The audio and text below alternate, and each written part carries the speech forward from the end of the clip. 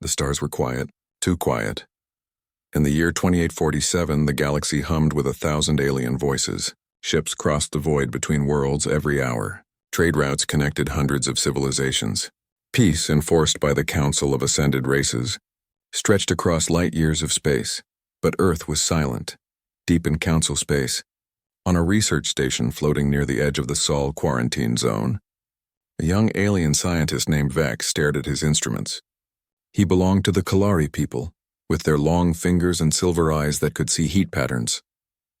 This was his first assignment after graduation. Watching an empty barrier was boring work. The barrier itself was beautiful in a way.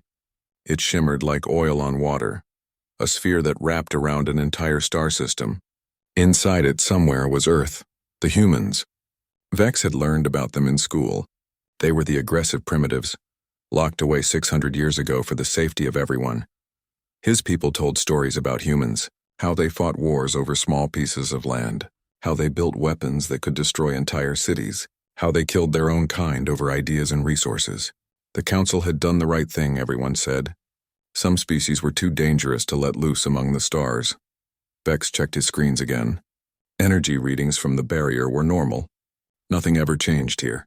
He started to reach for his lunch when an alarm beeped. Just once, soft. He looked at the display. There was a spike in the readings. Probably just a sensor error. They happened sometimes. Space dust could trigger false alarms, but protocol said he had to check. Vex ran the scan again. The spike was still there. Actually, it was growing. He leaned closer to the screen. The energy signature was coming from outside the barrier, from deep space. Something was approaching the Sol system. He enhanced the readings and felt his blood go cold. The signature matched something in the database. Old human ship designs. Ancient ones.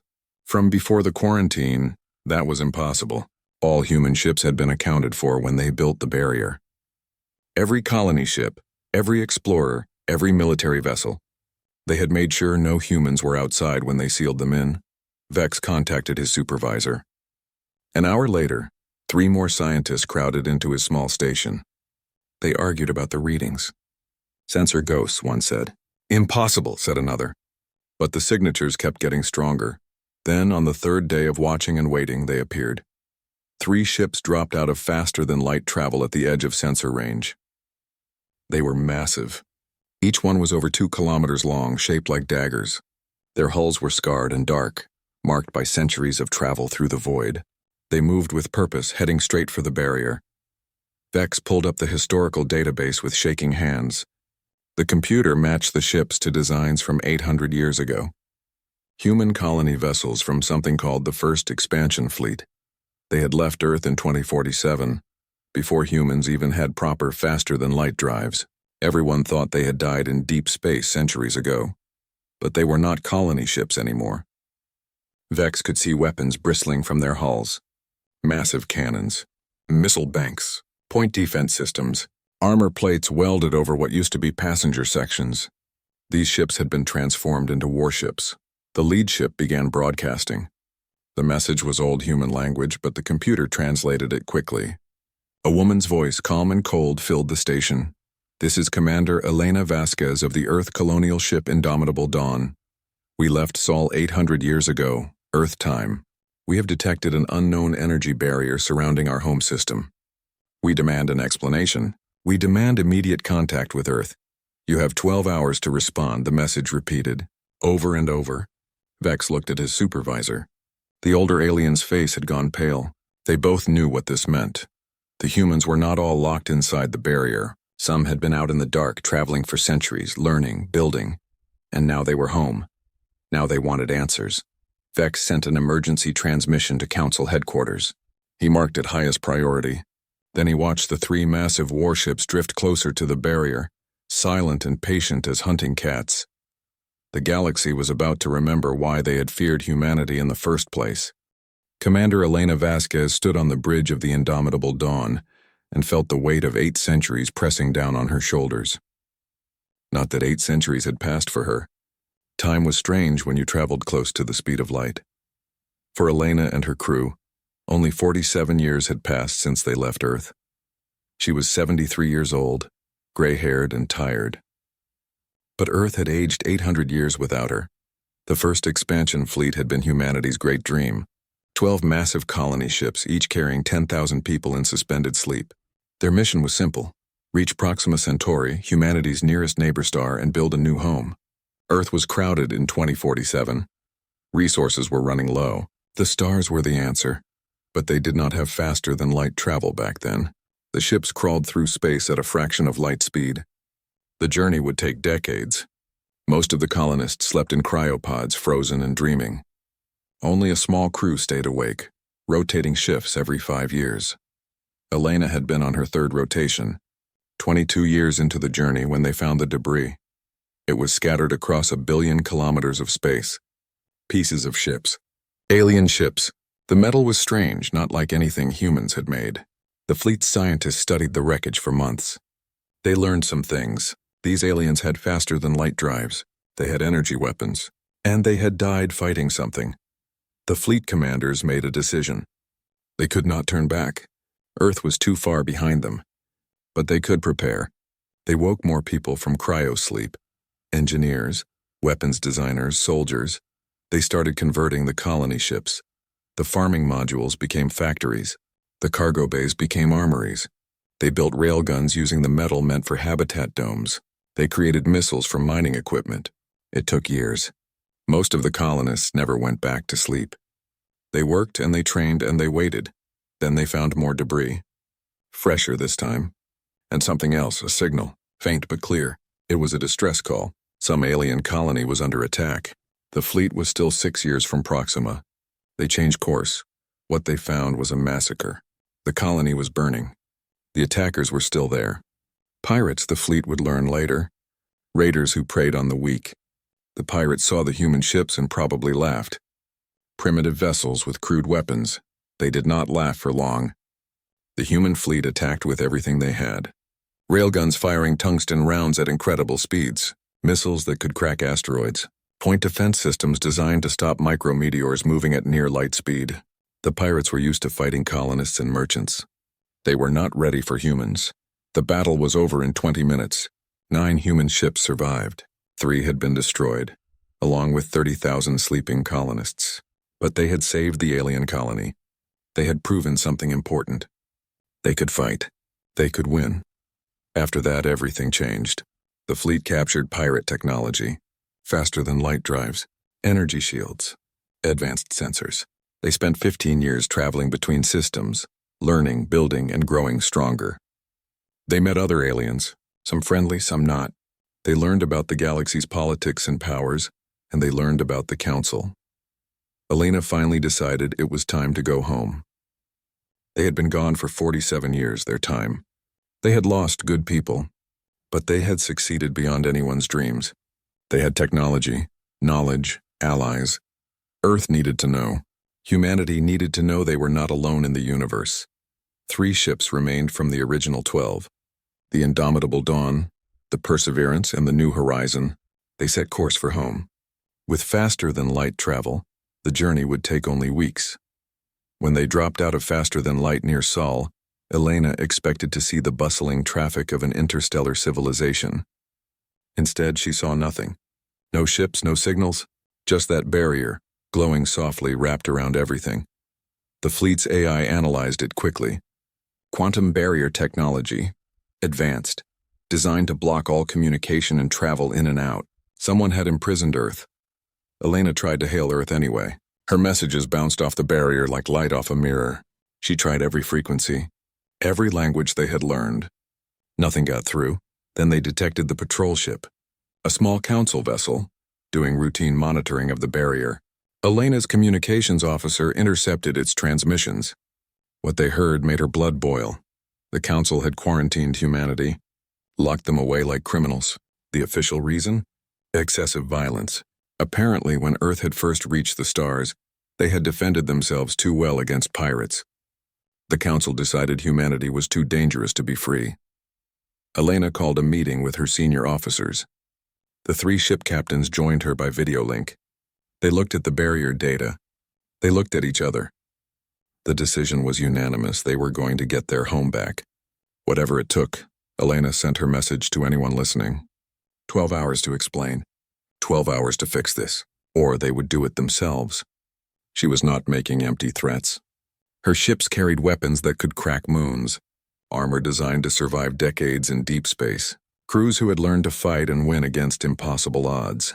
The Council responded faster than she expected, not with answers, with warships. 200 of them, according to sensors, an enforcement fleet meant to deal with primitive species who did not know their place. Elena looked at the tactical display. 200 against 3. The Council probably thought this would be easy. They probably thought humans were still primitive, still weak. They were about to learn how wrong they were. She gave the order. Battle stations. Power up all weapons. Prepare for combat. The crew moved with practiced efficiency. They had done this before. They had survived worse. As the Council fleet approached, Elena spoke to her people one last time before the fighting started. We did not come home to start a war.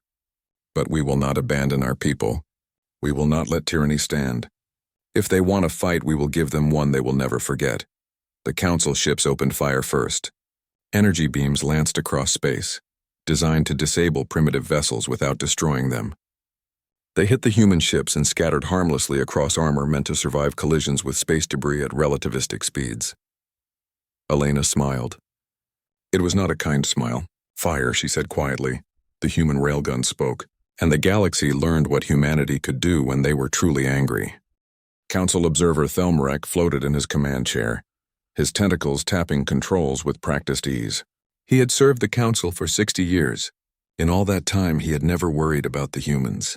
They were safely contained. A problem solved centuries ago. His species, the Valorians, had been among the founders of the Council. They had lived in space for 10,000 years. They had seen countless species rise and fall. They knew peace was precious. It required wisdom to maintain. Sometimes wisdom meant containing danger before it could spread. The human case had been clear. When they first reached space, they had been violent and unstable. They killed pirates who attacked them. Killed them all. No mercy, no prisoners. The Council had watched with horror. This was not how civilized species behaved. You negotiated. You used minimum force. You showed restraint. Humans did none of that. They fought like wounded animals. Vicious, effective, terrifying, so the Council made the hard choice. They built the barrier. They sealed Earth away. For the greater good. For galactic peace. Humanity would be safe inside their system. They could live their lives. Just not among the stars. Thelmrek had slept well for 600 years knowing he had helped protect the galaxy. Then the emergency transmission came from the research station. 3 human warships. Ancient ones. Demanding answers. Demanding freedom, Thelmrek was not concerned. 3 ships were nothing. The Council had thousands. The enforcement armada alone had 200 vessels dedicated to dealing with problematic species. They were equipped with disable weapons, stun beams, electromagnetic pulses, tools designed to stop primitive ships without killing their crews. The Council was civilized after all. They did not kill unless absolutely necessary. He reviewed the human file again while the enforcement armada deployed. 800-year-old technology, sublight drives, primitive weapons, projectile-based systems, the kind of things species used before they discovered energy manipulation. The human ships refused to surrender. They demanded the barrier be lowered. They claimed Earth was imprisoned. They threatened violence if their demands were not met. Thelmrek sighed. Always the same with aggressive species. They never learned. Force was the language of primitives. The Council would have to teach them a lesson. Disable their ships. Bring them in. Make them understand their place. The enforcement armada commander was a Krell named Zax. His species had been warriors once, millions of years ago. Now they served the Council, using their military knowledge for peacekeeping. Zax was confident. 200 ships against 3. He did not even bring his full force. These were humans, primitives. It would be quick. Thelmrek watched the tactical display as the fleets closed on each other. The human ships moved strangely. They did not run. They did not try to flee. They turned to face the Council ships head-on. Like they wanted to fight. Like they thought they could win. Foolish. Brave, perhaps, but foolish. Jax hailed the human ships one last time. Stand down. Power off your weapons. This did not have to be violent. The Council was merciful. The human response was simple. Gnomezax gave the order to fire. 60 ships opened up at once. Stun beams lanced across space. They hit the human vessels across their hulls, their engines, their weapon systems. Enough energy to shut down a dozen normal ships. The human ships absorbed it all. Their armor, built to survive micrometeor impacts at near light speed designed to last for centuries in the void, simply took the punishment. The energy splashed across their hulls like water off stone. Thelmarek felt his first twinge of concern. That should have worked. Those weapons disabled ships. They always worked. Why were the humans still functioning? Then the human ships fired back. The railguns did not make any sound in space. No flash of light. No dramatic energy beam. Just small objects accelerating to incredible speeds. Tungsten rounds, each one the size of a human fist, traveling at 30% the speed of light. They hit before anyone could react. At those speeds, armor meant nothing. Shields meant nothing. The rounds passed through council ships like they were made of paper. They went in through the front and out through the back, leaving holes that glowed with heat. 6 ships died in the first salvo. Just gone, crumpled, atmosphere venting. Crews dying. Thelmarek stared at his screen. His translator struggled to process what he was seeing. That was impossible. Those were primitive weapons. Kinetic projectiles. Nobody used those anymore. They were slow. Easy to dodge. Easy to stop, except these were not slow. And the council ships designed to fight energy weapons and missiles had no defense against solid projectiles moving that fast. Jax ordered evasive maneuvers. The council ships scattered trying to dodge. But human point defense systems built to track and destroy tiny meteorites tracked the large council ships easily. The railguns kept firing, steady, accurate, merciless. Council ships tried to return fire. Missiles launched. The human point defense cut them down before they got close. Energy beams fired. The human armor absorbed them. The council weapons designed to be non-lethal were useless against ships built for war. 15 minutes into the battle, 90 council ships were destroyed or disabled. The rest were fleeing in panic. Ships that had never seen real combat, crews that had never expected to die. They ran, the human ships let them go. They did not pursue. They did not hunt down the survivors. They just stopped and waited. Then Commander Vasquez broadcast on all frequencies. Her voice was calm, professional, terrifying in its control. You imprisoned our home. You locked away our people without trial, without justice. We have spent 800 years in the dark, preparing for this moment. This is your only warning. Remove the barrier. Free Earth. Or we will teach this galaxy what human warfare really means. We have 3 ships, but we learned from you. We built from what we found. We are ready for war, are you? Thelmarek sat in his command center, staring at the casualty reports. 5,000 dead. In 20 minutes. The worst loss the Council had suffered in 2,000 years. And there were only 3 human ships. 3. What happened if there were more? What happened if Earth had been building ships for 600 years behind that barrier? For the first time in 600 years, Thelmarek wondered if the Council had made a terrible mistake. The galaxy had forgotten what humanity could do. Commander Vasquez was about to remind them, and something told Thelmarek the lesson was going to be written in fire and blood. President Maya Akandi stood in the Solar Parliament building on Earth, looking at the blue sky through the dome overhead.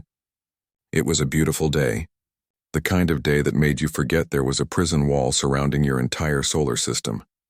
Humanity had done well behind the barrier. No one could deny that. When the Council sealed them in 600 years ago, humanity had been struggling. Wars, pollution, overpopulation. The barrier had been a shock, a mystery, a challenge. But humans were good at challenges. They figured out the barrier was artificial. Alien. That meant humanity was not alone. It also meant someone had decided humanity should stay locked up. That knowledge changed everything. They stopped fighting each other. Why waste time on small conflicts when there was a bigger question out there? Who built the barrier, why? And most importantly, how do we get rid of it? 600 years later, humanity had answers to most of those questions. They had built a civilization that spread across the solar system. Earth was clean and green. Mars was terraformed with oceans and forests. Europa's ice had been melted. Titan's methane lakes were turned into energy. The asteroids were mines and factories. Humanity had reached what they called post-scarcity. Nobody went hungry. Nobody was homeless. Energy was unlimited. Resources were abundant. People worked because they wanted to create, not because they had to survive. And quietly, carefully, they had prepared for the day the barrier would fall. Because humanity never forgot they were prisoners, and prisoners always plan for freedom. Maya was woken at 3 a.m. by her security chief. There was a situation. Energy readings from the barrier. Something was happening outside. She dressed quickly and took a transport to Parliament. By the time she arrived, the science teams had already been working for hours. They showed her the data. A space battle. Outside the barrier. Energy weapons. Kinetic weapons, explosions, and something else. Human ship signatures, old ones. From the first expansion fleet, Maya felt her heart race. The first expansion fleet was legend. They had left Earth 800 years ago before the barrier. Everyone assumed they had died in deep space, but they were out there, fighting. Then a laser communication punched through the barrier, tightly focused, strong enough to get through. A message from Commander Elena Vasquez. Maya listened to the recording 3 times. "We found home imprisoned. We demand answers. We are coming in." The words were simple, but they changed everything. Maya called an emergency session of Parliament. Representatives from Earth, Mars, Europa, Titan, and the Belt Stations all connected via hologram. 300 faces all waiting for her to speak. She told them everything. The battle. The message. The fact that humanity was not as alone as they thought. There were humans outside. Humans who had spent centuries in the dark, learning and building. Humans who had just defeated an alien fleet to reach home. The Parliament erupted in discussion. Questions, demands, fears, hope. Maya let them talk for an hour.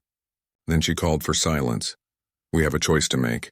We can stay behind this barrier, safe, comfortable prisoners, or we can break free. Join our brothers and sisters outside.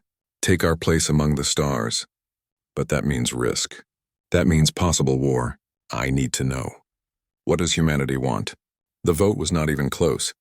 300 to 0. Freedom, whatever the cost. Maya turned to Dr. Sarah Chen, Earth's leading physicist. "How do we bring down the barrier?" Sarah smiled. It was not a happy smile. It was the smile of someone who had been waiting for this question for her entire life. "We have been studying it for 600 years. The barrier is powerful, but it has a weakness. It was built to contain pre-quantum humanity. We are not pre-quantum anymore." She brought up a hologram, lines of code, energy patterns, mathematical formulas that made Maya's head hurt. The barrier is a quantum field. It needs quantum coherence to stay stable. If we hit it with enough quantum entanglement disruption from inside, we can collapse it. Like popping a bubble. How long? Maya asked. 24 hours. We need to sync every quantum computer in the solar system, from Earth to the Kuiper Belt. Once we start, there is no stopping. The barrier comes down, and we face whatever is out there. Maya nodded. "Do it, and Sarah?" She paused. "Yes? What else should I know?" Sarah's smile grew wider. "You should know that we did not just study the barrier. We prepared for what comes after. Project Exodus. You should see it." 6 hours later, Maya stood in a hidden construction facility in the asteroid belt. She stared at what humanity had built in secret over 6 centuries. Ships. Thousands of them. Not civilian ships, warships. Each one incorporating 600 years of advancement. Quantum drives. Plasma weapons. Nanotech armor. AI tactical systems. Humanity had not been sleeping behind the barrier. They had been building, learning, preparing. Every generation added something. Better engines. Stronger weapons. Smarter systems. They built slowly, carefully, in secret in case someone was watching. 3,000 warships ready to launch. 3 million crew members trained and waiting. A fleet that could fight the galaxy if needed. Maya looked at the fleet admiral, an old woman named Chen Liu. She was Sarah's grandmother. Her family had worked on this project for 6 generations. "Admiral, are we ready?" Admiral Liu's eyes were hard. "We have been ready for 600 years, Madam President." "Give the order." Maya took a breath. She thought about what this meant. The end of isolation. The beginning of something new. Maybe war, maybe peace, but definitely freedom. Drop the barrier, launch the fleet, send a message to Commander Vasquez. Tell her she is not alone. Earth is coming. And we are bringing everyone. 24 hours later, the barrier fell. Every quantum computer in the solar system fired at once.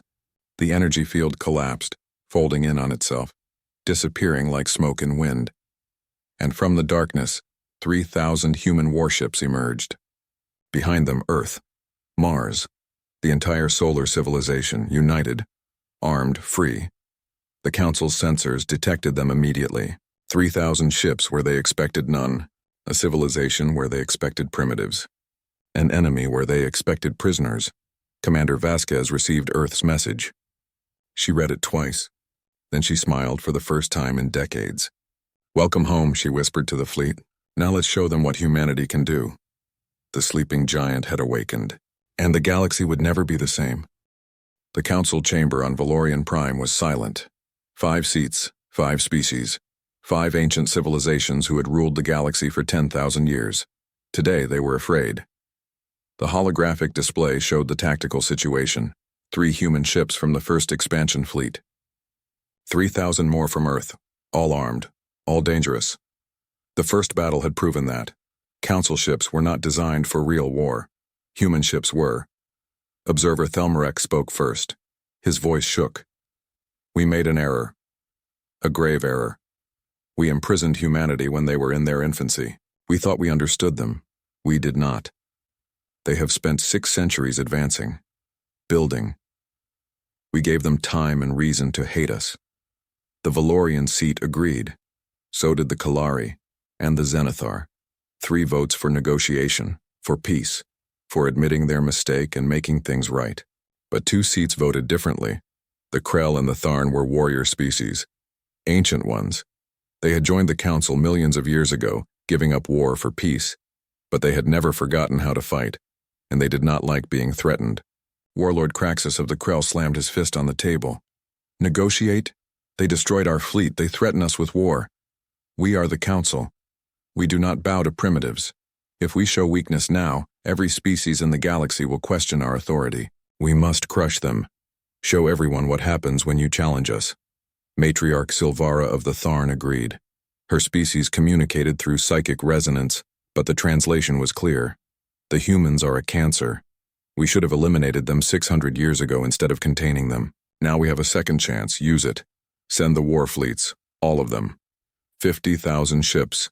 End this before it spreads. The Council was split. 3 for peace, 2 for war. Under Council law, war required unanimous consent. But the Krell and Tharn did not wait for permission. They controlled their own fleets, their own empires. They launched anyway. 50,000 warships. Not peacekeeping vessels.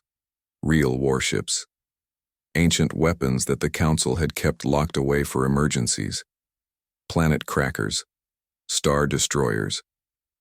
Genocide weapons. They all powered up and moved toward Sol. The message they broadcast was simple. Humanity will be exterminated. This is not negotiable. Surrender is not an option. You threatened the Council. Now face the consequences. On Earth, President Akande received the transmission. She called an emergency meeting. Admiral Liu, Commander Vasquez via video link, Dr. Chen, the military chiefs, everyone who needed to make the hardest decision in human history. 50,000 ships, Admiral Liu said quietly. We have 3,000. Even with our technological advantage, those odds are not good. They have weapons we have never seen. Planet destroyers. If they reach Earth, they can kill everything. Do we surrender? Someone asked. No, Commander Vasquez said. Her face was hard. I did not spend 800 years getting home just to hand it over. We fight. If we die free. President Akande looked around the room. All these people, all these brave faces, they were ready to fight. Ready to die. But she was the president. She had to think about survival, about humanity's future. Is there another option? Any option? She asked. Dr. Chen cleared her throat. Actually, there might be. May I speak? Everyone turned to her. Sarah Chen was young, barely 40, but she was brilliant. Her family had worked on the barrier problem for 6 generations. If anyone had an idea, it was her. We have been preparing for war, building weapons, training soldiers. But we forgot something important. We are not just warriors. We are human. We are survivors. We adapt. We learn. And most importantly, we understand pain. She brought up a hologram, neural patterns, brain scans, memory engrams. This is Project Understanding. We developed it to help with long-distance communication. Quantum entangled nanoprobes that can interface with any neural structure. They let you share memories, experiences, emotions, everything. What are you suggesting? President Akandi asked. I am suggesting we show them everything, our history, our wars, our mistakes. Every terrible thing we did to each other, every lesson we learned. Let them experience what we experienced. Maybe they will understand why we are the way we are. Maybe they will see we are not the monsters they think. Admiral Liu shook her head. That is insane. You want to send unarmed ships into a Warfleet? They will destroy you, maybe. Or maybe they will be curious. Maybe they will listen. It is worth trying. The alternative is war. We might not win. President Akande looked at Commander Vasquez. What do you think? Elena was quiet for a long moment. Then she smiled. Tired. Sad.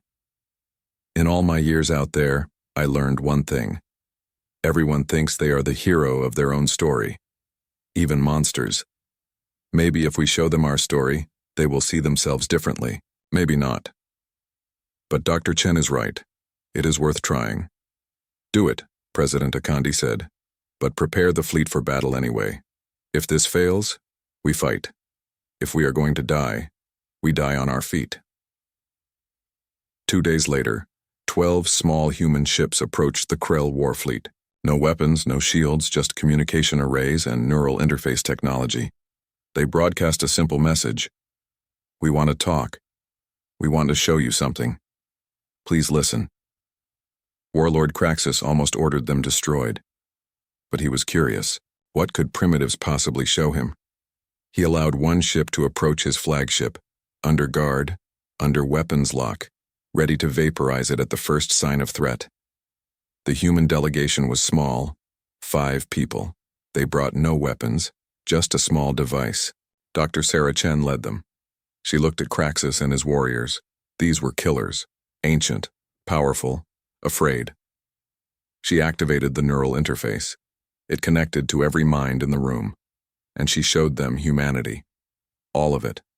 The wars, the genocides, the nuclear weapons, the concentration camps, the slavery, every terrible thing humans had done to each other, every mistake, every horror.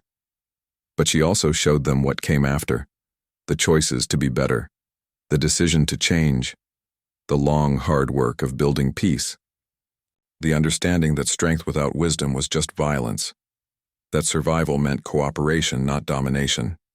She showed them humans at their worst, and humans at their best, and she showed them the choice, the same choice the Krell and Tharn faced now. Kill the threat, or understand it. When the interface disconnected, Warlord Craxus was crying. He had lived for 3,000 years. He had fought in 1,000 battles. He had killed millions. He thought he understood war. He thought he understood violence, but he had never seen anything like human history. The sheer brutality humans inflicted on their own species, and the incredible strength it took to stop, to choose peace, to build something better from the ashes of their worst moments. We were like you, Sarah said quietly. Once. We nearly destroyed ourselves. We learned there is a better way. You can too. The question is, will you? Craxus stood down. He sent the same neural interface to Matriarch Silvara, to both their fleets, to their home worlds. Within days, 50,000 warships powered down their weapons. They did not retreat. They just stopped, and waited, and thought. The galaxy held its breath. War had been seconds away. Now, there was something else. Understanding. Maybe even hope. 50 years had passed since the day the barrier fell. 50 years since humanity almost went to war with half the galaxy. 50 years since everything changed. Elena Vasquez sat in a garden on Earth feeling the sun on her face. She was old now. Really old. 123 years. The medical technology could have kept her going longer, but she was tired. She had earned her rest. The garden was in Geneva, at the headquarters of the Concordat. That was what they called it now. Not the council. The council had died the day the Krell and Tharn stood down. In its place, something new had been born. Something better. The Concordat was a true democracy. Every species had a voice. Every civilization had representation. Nobody ruled. Nobody was imprisoned. The galaxy governed itself together. It was messy. It was slow. It was loud. But it worked. 47 species were members now. Some had been part of the old council's empire. Others were newly contacted civilizations. All were equal. All were free. Humanity had insisted on that. No more barriers. No more quarantines. No more deciding which species were dangerous and which were safe. Of course, humanity could have demanded leadership. They had proven themselves. They had the strongest fleet, the best technology, the respect of the galaxy. But they said no. They remembered what power without accountability looked like. They wanted something different. Instead, humanity took a different role. Teachers, peacekeepers, mediators. When conflicts arose, human negotiators helped find solutions. When new species reached the stars, human mentors guided them. When disasters struck, human rescue fleets arrived first. The galaxy had learned something important from humanity. Strength was not about domination. It was about choice. The choice to help instead of hurt. To build instead of destroy. To understand instead of fear. Elena heard footsteps behind her. She did not turn around. She knew who it was. President Maya Akande, now in her second century, walked slower these days. But she still worked. Still served. Some people could not stop. The galaxy needed them. Mind if I sit? Maya asked. Elena gestured to the bench. It is a free galaxy, or at least it is supposed to be. They sat in comfortable silence for a while. The garden was beautiful. Flowers from a dozen worlds grew together, alien and human plants thriving side by side. It was a good metaphor. Do you ever wonder what would have happened if we had fought? Maya asked. If we had gone to war with the Krell and Tharn? Elena was quiet for a moment. Every day. We had the weapons, the training, the anger. We could have burned half the galaxy. But Dr. Chen was right. Showing them our history, our struggles, our choice to be better. That was the real strength. Not our railguns or our fleet. Our humanity. You know the Krell worship you now? Maya said with a smile. They built temples. They tell stories about the warrior commander who chose peace. They think you are some kind of saint, Elena laughed. It was a dry, tired sound. I am no saint. I wanted to fight. I wanted revenge. I was ready to kill them all. The only reason we did not was because someone smarter than me had a better idea. That is the real lesson. Sometimes the bravest thing is not fighting. The Concordat is having its annual summit next week, Maya said. They want you to speak. They always do. What should I tell them? Elena asked. That we got lucky? That we almost destroyed ourselves and everyone else? That the only reason we are here is because we learned from our mistakes? Yes, all of that. Because they need to hear it. The new species, the ones just reaching the stars. They look at us and see strength. They see power. They do not see the 600 years we spent trapped. The 800 years my crew spent in the dark. The near-extinction events we survived. They need to understand the cost. Elena nodded slowly. All right, I will speak. One last time. Then I am done. I'm tired, Maya, so tired. I want to rest. You have earned it. You brought us home. You saved us. You can rest. 1 week later, the Concordat Memorial Hall was filled. Representatives from 47 species. Thousands of people, both in person and watching remotely. Elena stood at the podium, small and old and frail. But when she spoke, her voice was strong. I left Earth 800 years ago. I came home to find it imprisoned. I was angry. We all were. We had weapons. We had the will to use them. We could have started a war that would have burned across the galaxy. And maybe we would have won. Maybe not, but millions would have died. Instead, we chose a different path. We showed you who we were, all of it. The good and the terrible. We shared our pain.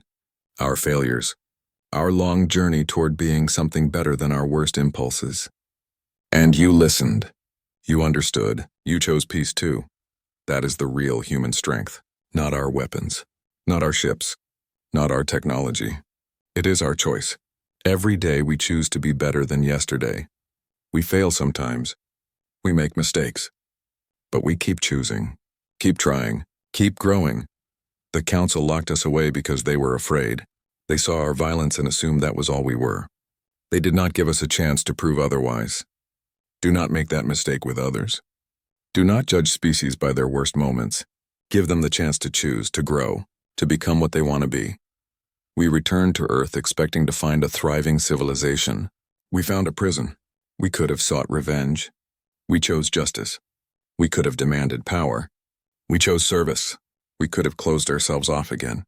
We chose to join you. That is what makes us human. Not our past. Not our anger. Not even our resilience. It is our endless, stubborn hope that tomorrow can be better than today. That we can be better than our history. That the galaxy can be a place where everyone is free. The age of humanity's imprisonment is over. The age of the Council's tyranny is over. We stand now at the beginning of something new. The age of cooperation. Of understanding. Of peace built not on force but on choice.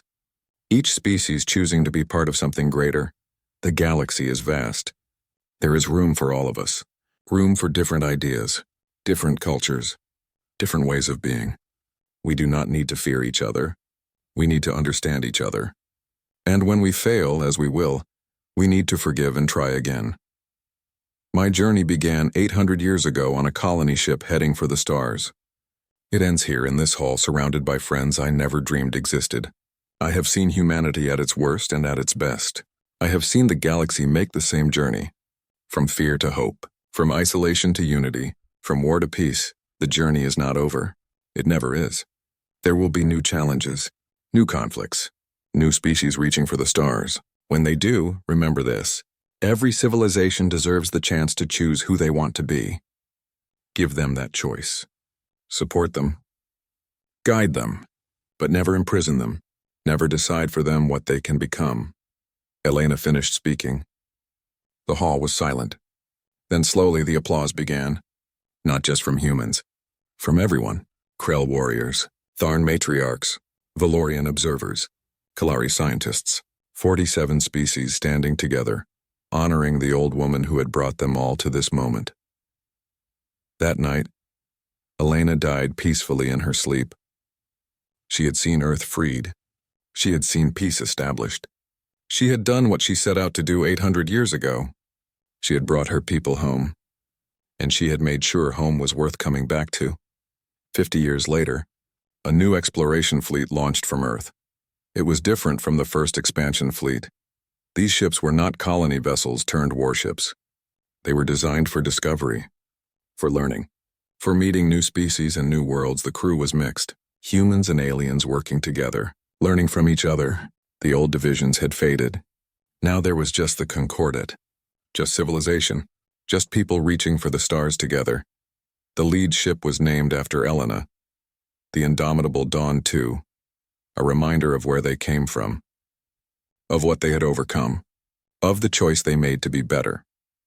As the fleet jumped to faster than light speed heading into the unknown, a message played on every ship. Elena's last speech, her final words to the galaxy, a reminder of what really mattered. We are not perfect. We are not special. We are not chosen.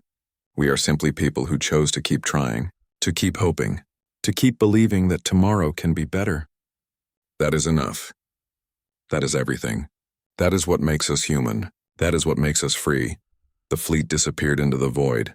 Behind them, Earth spun in space, free, open home. The long sleep was over. The great awakening had come and gone. Now there was just life, just the endless adventure of existence. Just the galaxy waiting to be explored. Humanity had slumbered for centuries. They had awakened to find themselves prisoners. They had fought for freedom, and they had won not through force but through understanding, through showing the galaxy their scars and their triumphs, through proving that even the most violent species could choose peace. The ancient Warfleet had returned. But they brought more than weapons. They brought wisdom. They brought the hard lessons learned in 800 years of darkness. They brought the understanding that true strength comes not from the ability to destroy, but from the choice not to. The galaxy would never forget the day humanity came home, the day 3 ships became 3,000, the day the barrier fell, the day everything changed, but more importantly, the galaxy would remember what came after. The choice for peace, the decision to understand rather than destroy, the long, difficult work of building something better.